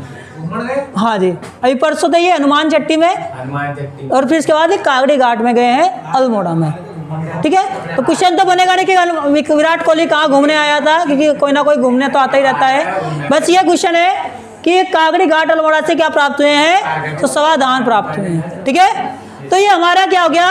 प्रागैतिहासिक हो गया। ये क्या हो गया? प्रागैतिहासिक, प्रागैतिहासिक हो गया ये सारा हमारा पोर्शन। ठीक है भाई, तो बाकी देखते हैं। अभी हम अगला जो पोर्शन पढ़ता है वो हमारा आद ऐतिहासिक पड़ेगा। क्या पड़ेगा? आद ऐतिहासिक। क्या पड़ेगा भाई? आद ऐतिहासिक। तो भाई जैसे स्क्रीनशॉट लेना होगा, स्क्रीनशॉट लेना। तो अगला पोर्शन था हमारा उत्तराखंड का आद ऐतिहासिक। उत्तराखंड का आद ऐतिहासिक। अभी हमने क्या बात की थी भाई? प्रागैतिहासिक की ना, तो प्रागैतिहासिक की बात कर ली। उसके बाद करते हैं उत्तराखंड का आद ऐतिहासिक। आद ऐतिहासिक में क्या पढ़ने होते हैं? पहले पढ़ने होते हैं कप मार्क्स। क्या? Cup marks. क्या होते हैं कप मार्क्स? कप मार्क्स की बात करें तो जैसे हम हमारे घरों में ओखली होती है ना, ओखली, इस प्रकार के जो गड्ढे होते हैं उसे बोलते हैं कप मार्क्स। यानी कप जैसे मार्क्स, नाम रख दिया कप मार्क्स। ठीक है, यानी कि जैसे हमारे घरों में छोटी छोटी ओखली बना के रखते हैं हम, इस प्रकार से चट्टानों में जो ओखली मिलती है या उसे ही क्या कहते हैं? कप मार्क्स, यानी कप जैसे मार्क्स। तो मोस्ट इंपोर्टेंट है कप मार्क्स कि कहाँ कहाँ से प्राप्त हुए हैं ये, कि ये कप मार्क्स कहाँ कहाँ से प्राप्त हुए हैं। तो याद रखना, देखो कहाँ कहाँ से प्राप्त होंगे ये। बगवाली पोखर से प्राप्त हुए हैं, बाड़े छीना से ये प्राप्त हुए हैं। कहाँ से? बाड़े छीना से ये प्राप्त हुए हैं। आपका मुनिया की ढाई, कौन सा? मुनिया की ढाई से ये प्राप्त हुए हैं। आगे भी है, पहले इन्हें भी बात पढ़ लेते हैं। बगवाली पोखर कहाँ पड़ता है? अल्मोड़ा। कहाँ पड़ता है भाई? अल्मोड़ा पड़ता है बगवाली पोखर। अब यहाँ से कितने कप मार्क्स प्राप्त हुए हैं, कितने नहीं, ये बात करते हैं। तो यहाँ से 5 तो एक प्राप्त हुए हैं, 5 ओखली तो एक प्राप्त हुई है, और 41 ओखली एक प्राप्त हुई है। 41 ओखली एक प्राप्त हुई है। 41 की बात करें तो 18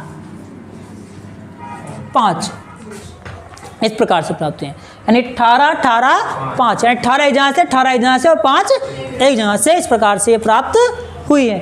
उसके बाद बात करें बाड़े छीना की, तो बाड़े छीना कहाँ पड़ता है? ये आपका अल्मोड़ा में पड़ता है। कहाँ पड़ता है? अल्मोड़ा में पड़ता है। और यहाँ से 37 कप मार्क्स तो एक मिले हैं,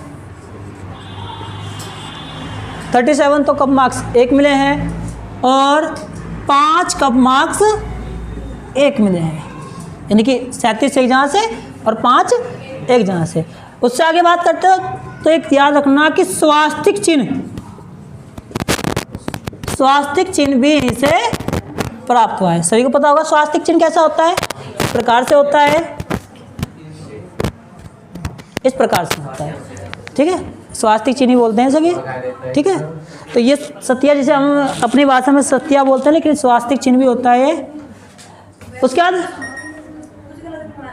नहीं सही सा बना था, इसे थोड़ा बता उल्टा ऊपर नीचे हो गया, वो उल्टा हो गया, कौन सा टेंस में अल्मोड़ा, मुनिया की ढाई, अल्मोड़ा। तो यहाँ से क्या प्राप्त हुए हैं, यहाँ से याद रखना, यहाँ से एक शिला पर तो 7 ओखल प्राप्त हुए हैं। कितने ओखल? 7 ओखल तो कंप्लीट हैं।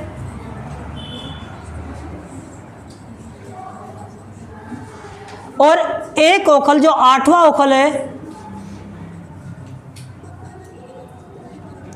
वो कैसा है? आधा। तो याद रखना, जो मुनिया की ढाई है अल्मोड़ा से, वहाँ 8 ओखल प्राप्त हुए हैं, 8 में से 7 पूरे हैं और एक आधा है। और वो कौन से नंबर का है? तो 8वें ही नंबर का वो आधा ही है। उसके बाद बात करते हैं देवीधुरा चंपावत। तो इसकी बात हमने पहले ही करी थी, अभी थोड़ी देर पहले ही, कि यहाँ पे खोजकर्ता कौन है? 1856 में हैनवुड। और हैनवुड को ही उत्तराखंड का पुरातत्व का जनक भी कहा जाता है। क्या कहा जाता है वैसे? पुरातत्व का जनक कहा जाता है हैनवुड को। और यहीं से कप मार्क्स भी खोजे गए हैं। क्या खोजे गए भाई यहाँ पर? तो आप सभी को पता है यहाँ पर एक युद्ध होता है जो कि पाषाण युद्ध होता था। अब तो नहीं होता पाषाण युद्ध, पहले ये युद्ध होता था पाषाण युद्ध, यानी पत्थरों का युद्ध होता था, जिसे क्या कहता था? बगवाल। जिसे क्या कहता था? बगवाल। कि बगवाल मेला कहाँ लगता है? तो चंपावत में लगता है। और क्या होता है इसमें? पाषाण युद्ध होता है। लेकिन अब तो उसमें टमाटर या फूल फेंके जाते हैं इसमें, ठीक है। पहले पत्थर फेंके जाते थे, चोट भी लगती थी बहुत से लोगों को, तो इसलिए इसे पाषाण युद्ध बोलते थे। पाषाण मैंने पत्थर और युद्ध का युद्ध, ठीक है भाई। बात समझ में आई नहीं आई? आगे तो इसी के नाम पर एक बुक लिखी गई है, जब देवीधुरा था, जो पाषाण युद्ध था, कि रॉक आर्ट्स इन कुमाऊं। रॉक आर्ट्स इन कुमाऊं, रॉक आर्ट्स इन कुमाऊं। ये बुक है किसकी? यशोधर मठपाल की। मोस्ट इंपोर्टेंट क्वेश्चन है भाई ये, मोस्ट इंपोर्टेंट। क्यों? क्योंकि एक बुक आ गई है रॉक आर्ट्स इन कुमाऊं, तो किसकी है ये? यशोधर मठपाल की है। ये आपको करके भी आनी है, यदि आपका क्वेश्चन आ गया तो ऐसे ऐसे क्वेश्चन आपको याद रखने पड़ेंगे, ठीक है भाई। आगे बात करते हैं ताम्र पाषाणिक।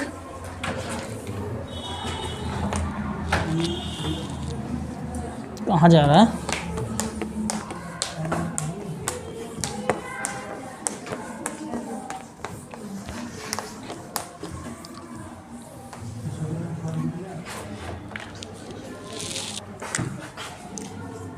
ताम्र पाषाणिक या ताम्र संस्कृति। तो ताम्र संस्कृति की बात की जाए तो आप सभी को पता है सबसे ज़्यादा इंपॉर्टेंट कौन है? अल्मोड़ा। इसे बोलते हैं ताम्र संस्कृति। क्या बोलते हैं? ताम्र संस्कृति। लेकिन इसके अलावा एक जगह से 8 मानव आकृति प्राप्त हुई हैं, ताम्र आकृति। तो याद रखना, एक स्थल है बनकोट पिथौरागढ़, यहाँ से क्या प्राप्त हुआ है भाई? 8 मानव ताम्र आकृति या 8 ताम्र मानव आकृति, 8 ताम्र मानव आकृति। और खोज हुई थी इसकी 1989 में। साथ साथ में क्या रखना, नैनी पाताल। कौन? नैनी पाताल। नैनी पाताल से क्या प्राप्त हुआ है? तो नैनी पाताल से 1999 में आपको प्राप्त हुए हैं 5 ताम्र मानव आकृति।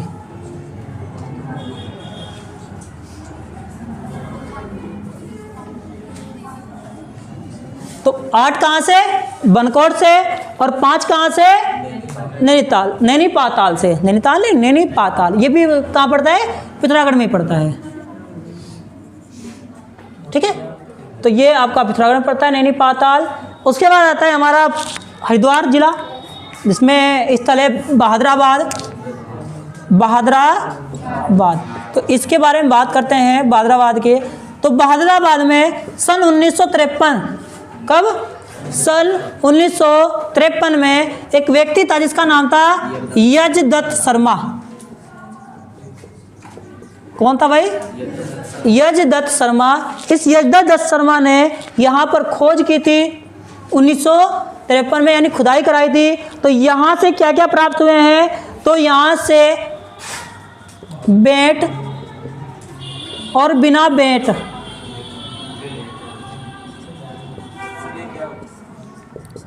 बेंट और बिना बेंट के भाले प्राप्त हुए हैं। मतलब बिंटा, बिंटा मतलब होता है लकड़ी का, जो लकड़ी का फाले का हो या किसी का भी होता है, बेटा होता है मतलब जो पकड़ने वाला हिस्सा होता है, तो लकड़ी का बना होता है भाई।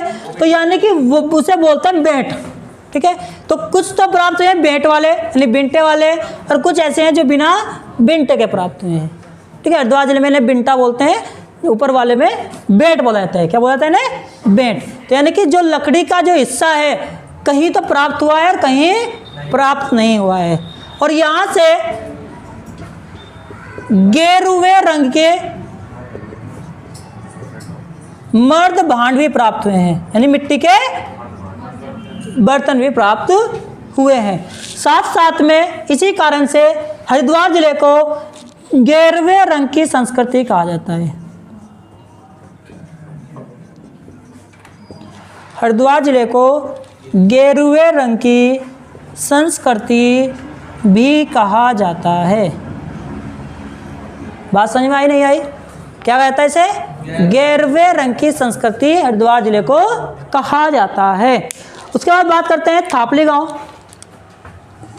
थापली गांव तो ये पड़ता है टिहरी में। कहाँ पड़ता है? टिहरी में। तो यहाँ से भी धूसर रंग के मर्द भांड प्राप्त हुए हैं। धूसर रंग के मर्द भांड, तो इसे भी याद रख लेना कि थापली गांव से धूसर रंग के मर्द भांड प्राप्त हुए हैं। उसके बाद बात करते हैं तो एक उत्तरकाशी में कमल नदी पड़ती है। कौन सी नदी भाई? कमल नदी। तो कमल नदी से क्या प्राप्त हुए हैं? ये उत्तरकाशी में पड़ती है। तो कमल नदी के तट पर प्राप्त हुए हैं धूसर रंग के मर्द भांड। किस रंग के?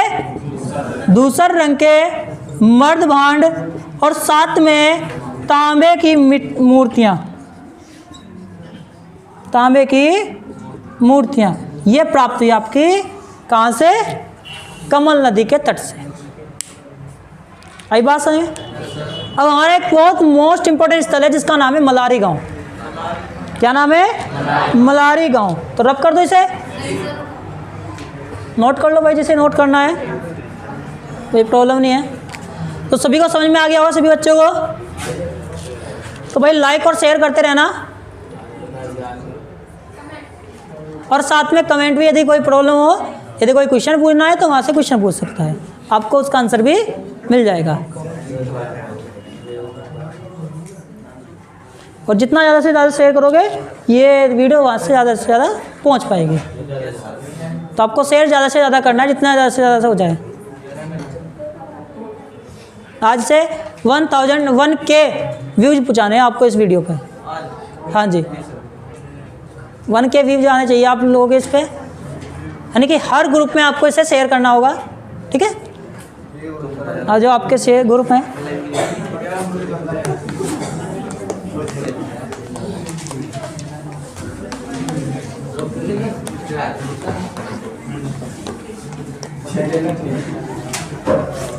अब बात करते हैं मलारी गांव। कौन सा गांव? मलारी गांव।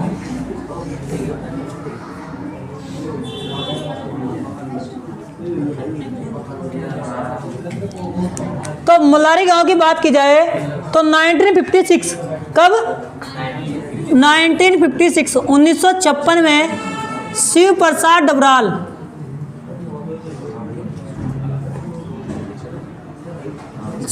डबराल ने यहाँ पर क्या किया था? खोज की थी। तो यहाँ का खोजकर्ता कौन है? शिव प्रसाद डबराल।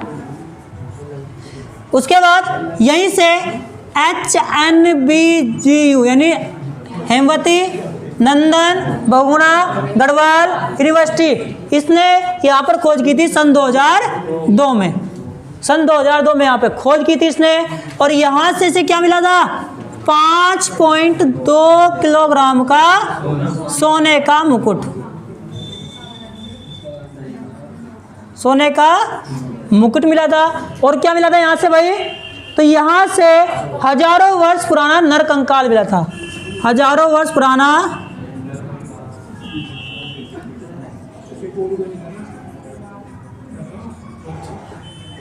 नरकंकाल। और साथ में एक जानवर था जिसका नाम जेबू कहा जाता है, कहीं कहीं जेबू कहा जाता है, कहीं कहीं जीबू कहा जाता है, तो नाम अलग अलग है।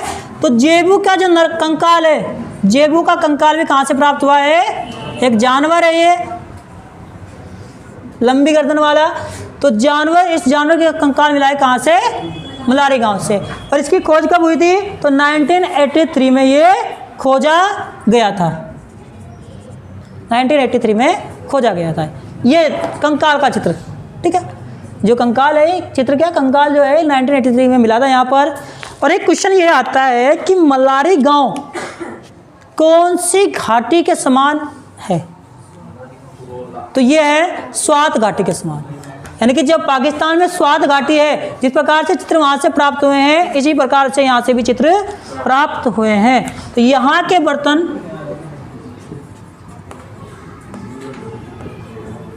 यहाँ के बर्तन पाकिस्तान की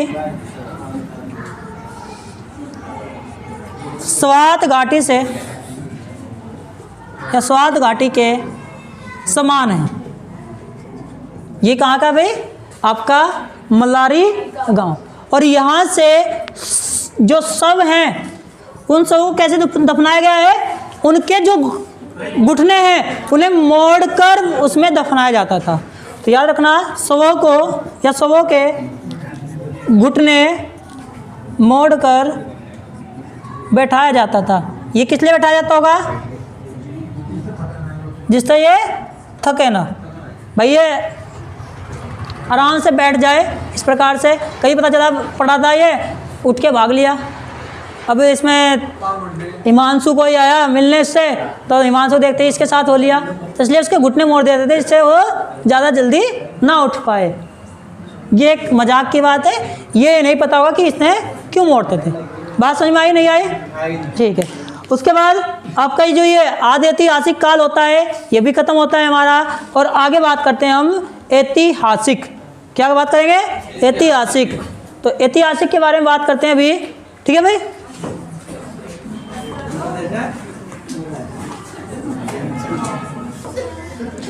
तो भाई अब मिलते हैं हम अपने ऐतिहासिक में।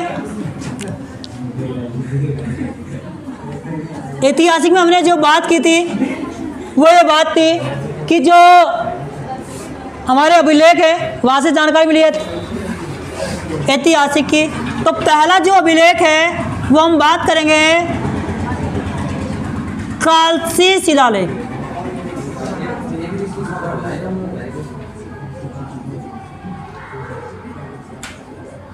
कालसी शिलालेख, ठीक है, मोस्ट इंपॉर्टेंट है। अब तक कई बार क्वेश्चन बन चुके हैं कालसी शिलालेख की, कि अभी 2 बार क्वेश्चन बने, एक वीडियो में बने, एक लोअर पीसेस में बना क्वेश्चन कि उत्तराखंड का सबसे प्राचीन शिलालेख कौन सा है या प्राचीन लेख कौन सा है, तो कौन सा है, कालसी शिलालेख है। ठीक है, बात करते हैं हम आगे, किसका है ये, तो अशोक का है। कहाँ है, तो कालसी में है। कहाँ पर है ये, कालसी में है। कब का है, तो 257 ईस्वी पूर्व का है। कब का है भाई, 257 ईस्वी पूर्व का है। और कौन सी नदी के किनारे है, तो याद रखना यमुना नदी के किनारे है, और टॉन्स भी कह सकते हो आप उसके। लेकिन इन दोनों को छोड़कर यदि क्वेश्चन आया कि किस नदी किनारे है और वहाँ पे यमुना और टॉन्स नहीं है, तो वहाँ लगाना अमलावा, अमलावा नदी के किनारे है।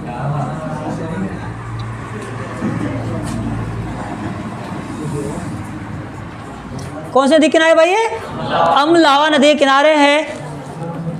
इसकी हमें क्वेश्चन बहुत कंफ्यूज करता है कि इसकी भाषा क्या है, प्राकृत या पाली। तो ये बहुत ज़्यादा कंफ्यूजन है का एक क्वेश्चन है, अभी तक कई बार क्वेश्चन गलत जा चुका है। तो याद रखना प्राकृत भाषा का है और लिपि है ब्राह्मी। आज के बाद गलत मत करना से कि भाषा है प्राकृत और लिपि है ब्राह्मी। अब कहाँ से प्राकृत भाषा आई? जब अशोक का जो काल चल रहा था 257 ईस्वी पूर्व के टाइम में, तो याद रखना उसी टाइम में जब जो अशोक था उसके टाइम में जो भाषा चल रही थी वो सबसे ज़्यादा शिलालेखों में इसने किस भाषा का प्रयोग किया है?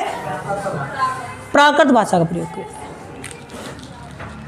खोजकर्ता कौन है?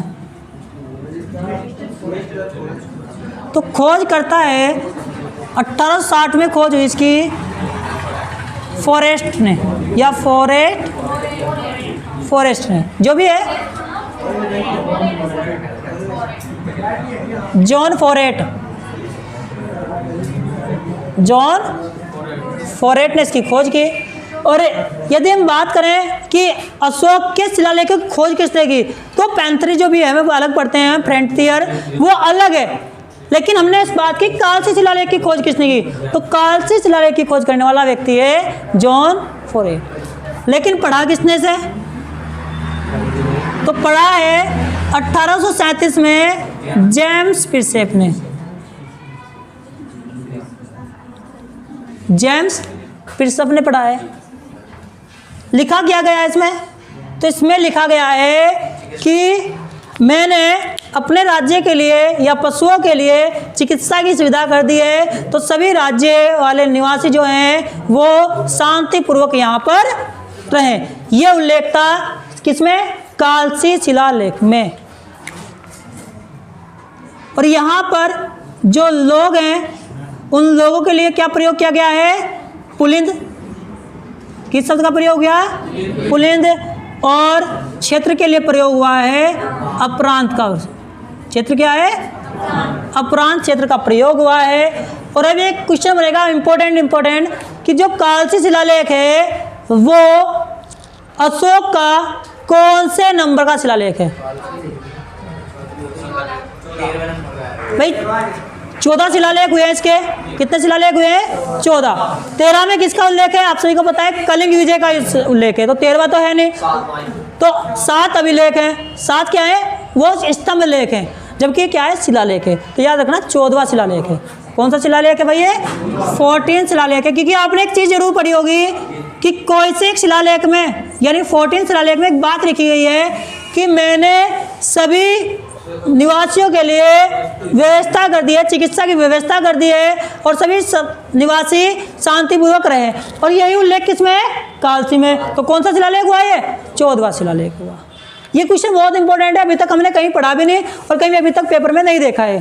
तो ये क्वेश्चन हमारा ऐसा क्वेश्चन है कि जो आएगा तो आपको करना पड़ेगा और आप ही करोगे इसे। ठीक है भाई, चले आगे। ठीक है, और तो कोई क्वेश्चन बनता नहीं इससे, इतने सारे क्वेश्चन बहुत हैं। हाँ जी, 1860 में तो जॉन फॉरेट ने खोज की, लेकिन जेम्स पिरसेप ने अशोक के सभी लेखों को पढ़ना शुरू कब से कर दिया था? 1837 से शुरू कर दिया था। ये जरूरी नहीं कि उसने काल से शुरू में पढ़ा था, उसने सबको ही पढ़ना शुरू कर दिया था। क्वेश्चन एक ही चीज आता है देखो कि अशोक के शिलालेखों किसने पढ़ा? जेम्स पिरसेप। ब्राह्मी लिपि को किसने पढ़ा? जेम्स पिरसेप। तो इस प्रकार से क्वेश्चन बनता है। इसने इसी शिलालेख को पढ़ना शुरू नहीं किया, इसने अशोक के शिलालेखों को पढ़ना शुरू किया है। 14 शिलालेख है ना? कितने शिलालेख है? 14। तो जरूरी नहीं है कि पहली बार इसे ही पढ़ा है, लेकिन जो इसने पढ़ना ब्राह्मी लिपि को पढ़ना शुरू किया था वो कब से शुरू किया था? 1837। तो इसने कहा था कि कालसी का जो शिलालेख है वो भी 1837 में पढ़ा गया होगा। बात समझ में आ गई? और कोई डाउट तो नहीं इसका भाई? किसी का कोई डाउट है? अब एक क्वेश्चन बनता है कि इस शिलालेख को, जो इसका शिलालेख का स्तूप है वो किसने नष्ट किया था? कोई मुगल था, या कोई दिल्ली सल्तनत थी, या कोई और कुषाण वंश का था, या और कोई वंश का था? तो आप बता सकते हो? तो याद रखना एक दिल्ली का शासक था नसीरुद्दीन महमूद। सभी ने पढ़ रखा होगा इसे, नसीरुद्दीन महमूद। तो इसने एक स्तूप का विनाश किया था इसके। ये भी मोस्ट इंपोर्टेंट क्वेश्चन है, अभी तक आया नहीं, आ सकता है कि किस व्यक्ति ने कालसी शिलालेख के स्तूप का विनाश किया था, तो वो था नसीरुद्दीन महमूद। ये ऐसे ऐसे क्वेश्चन है, ये तो भाई सभी जगह हैं, लेकिन दो क्वेश्चन ऐसे हैं, नसीरुद्दीन महमूद और आपका 14 शिलालेख, ये आपको अभी देखने को मिलेंगे यहाँ पे, ठीक है। कहीं किसी बुक में देखने को जल्दी नहीं मिलेंगे कौन सा शिलालेख है, किसने इसका विनाश किया था। बात समझ में आई नहीं आई? चले आगे। किसी को स्क्रीनशॉट लेना, स्क्रीनशॉट ले लेना।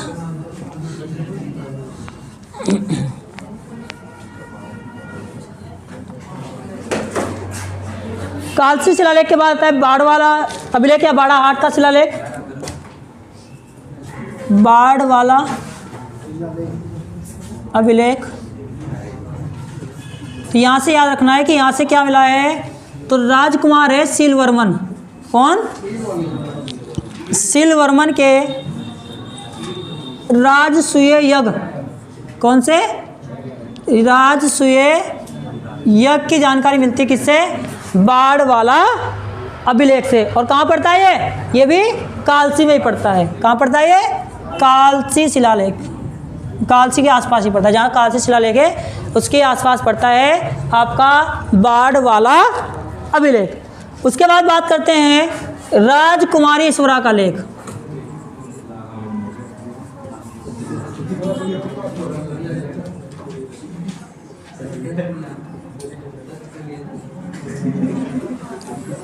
राजकुमारी ईश्वरा का लेख, राजकुमारी ईश्वरा के लेख की बात करें तो राजकुमारी ईश्वरा का जो लेख होता है वो कहाँ से मिला है? लाखा मंडल से। कहाँ से मिला है भाई? लाखा मंडल से मिला है। ये मिला है हमें लाखा मंडल से मिला है। राजकुमारी ईश्वरा किस वंश से है? तो यदु वंश से। पिता कौन है? भास्कर वर्मन है। पति कौन है? चंद्रगुप्त, जालंधर का राजा चंद्रगुप्त।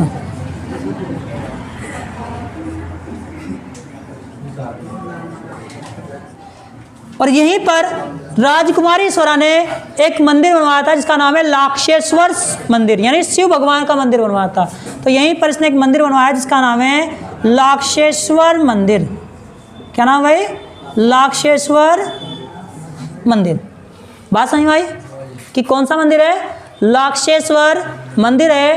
राजकुमारी ईश्वरा का जो लेख है ये लाखा मंडल से प्राप्त हुआ है। और लाखा मंडल को क्या कहा जाता है? मूर्तियों का भंडार भी कहा जाता है। क्या कहा जाता है भाई? मूर्तियों का भंडार भी कहा जाता है। जैसे चित्रों का संग्रहालय किसे कहा जाता है? लाखू गुफा को। इसी प्रकार से मूर्तियों भंडार कहा जाता है आपका लाखा मंडल को। वो लाखू डियार को कहा जाता है और ये लाखा मंडल को कहा जाता है। उसके बाद बात करते हैं धारशिल शिलालेख, धारशिल अभिलेख। कौन सा अभिलेख? धारशिल अभिलेख। दिखाई दे रहा होगा भाई?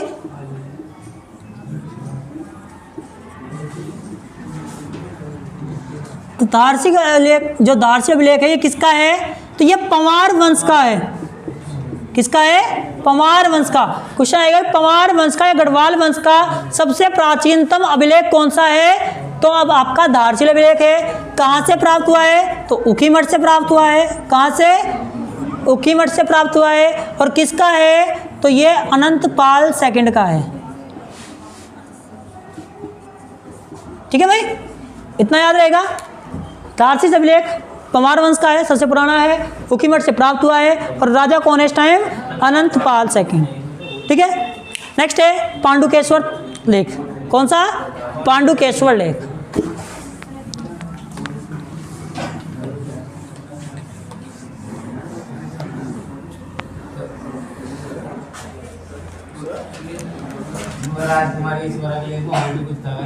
ना और तो कोई खास नहीं था।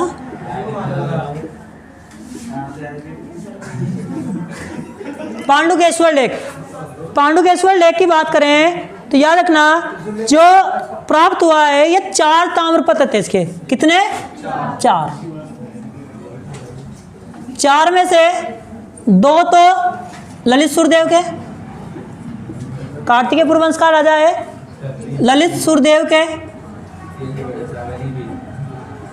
और एकक किस किसके प्राप्त हुए? एक पद्मदेव का और एक सुभिक्ष राजदेव का। एक पद्मदेव का और एक सुभिक्ष राजदेव का। अब क्वेश्चन बनता है, क्वेश्चन अभी आया था कि पांडुकेश्वर लेख की भाषा क्या है? पांडुकेश्वर लेख की भाषा क्या है? तो याद रखना इसकी भाषा है संस्कृत। कौन सी भाषा है इसकी भाई? संस्कृत। कौन सी भाषा है इसकी? संस्कृत।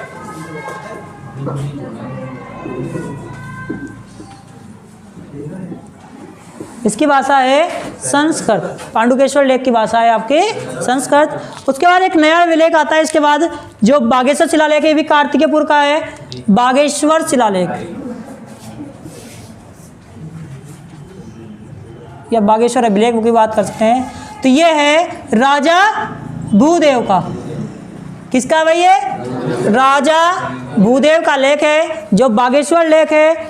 ये कार्तिकेयपुर वंश का राजा था। और इसके बाद आता है गोपेश्वर लेख। कौन सा? गोपेश्वर का त्रिशूल लेख। मोस्ट इंपोर्टेंट है। क्यों इंपोर्टेंट है? क्योंकि इससे नाग जाति का पता चलता है। क्या पता चलता है इससे भाई? नाग जाति का। तो याद रखना 6वीं 7वीं शताब्दी में तो नाग जाति का पता चलता है। किसका? नाग जाति का। और लिखवाया था किसने ये? तो गणपति नाग ने लिखवाया था। किसने भाई? गणपति नाग ने लिखवाया था। और लगभग 4 राजाओं का उल्लेख मिलता है इसमें। इसके कितने राजाओं का? 4 राजा कौन कौन से हैं? गणपति नाग, स्कंद नाग, अंशु नाग और एक विभु नाग। ये 4 राजाओं का उल्लेख मिलता है नागवंश के, जो कि किससे मिलता है? गोपेश्वर त्रिशूल लेख से। क्वेश्चन आएगा कि किस लेख से नाग जाति का पता चलता है? तो किससे पता चलता है? गोपेश्वर त्रिशूल लेख से। और यही 12वीं सदी में, कौन सी सदी में भाई? 12वीं सदी में यहाँ पता चलता है अशोक चल का। किसका पता चलता है? अशोक चल का पता चलता है कि अशोक चल ने भी इस लेख में बातें लिखवाई थी। तो अशोक चल की जानकारी मिलती है 12वीं सदी से। तो बात समझ में आई या नहीं आई? आगे होगी क्या? अशोक चल ने इस लेख में कुछ बातें लिखवाई थी। 1191-93 की बात है। हाँ, तो वही उसी आक्रमण के टाइम की बात है ये। तो 1193 की बात है। इसने यहाँ पर इस लेख में कुछ बातें लिखवाई थी। 98, 1193, कहीं 93 मिलेगा, कहीं 98 मिलेगा। तो दोनों रेट याद रख लेना, 93 और 98। ठीक है भाई। अब आगे चलते हैं, कहीं कहीं 99 भी है। तो अब बात कर लेते हैं वैदिक साहित्य। किसकी बात करेंगे आज? वैदिक साहित्य। वैदिक साहित्य मतलब कि उत्तराखंड में ऋग्वेद में उत्तराखंड के लिए क्या प्रयोग किया गया है। तो पहले बात करते हैं ऋग्वेद की। तो सबसे प्राचीन लेख है, सबसे प्राचीन लेख है कौन सा? ऋग्वेद। और इसमें उत्तराखंड के लिए क्या मिलता है? ऋषियों की भूमि। क्या कहा जाता है उत्तराखंड को? ऋषियों की भूमि व मुनिशियों की भूमि। क्या कहता है वैसे? मुनिशियों की भूमि। ऋषियों की भूमि व मुनिशियों की भूमि कहा जाता है किसे? उत्तराखंड को। कहाँ? ऋग्वेद में। ठीक है, बताएंगे थोड़ी देर में बुझा किस प्रकार से कहा जाएगा। ऋषियों की भूमि कहा जाता है। फिर होगी पूरी वर्गी। फिर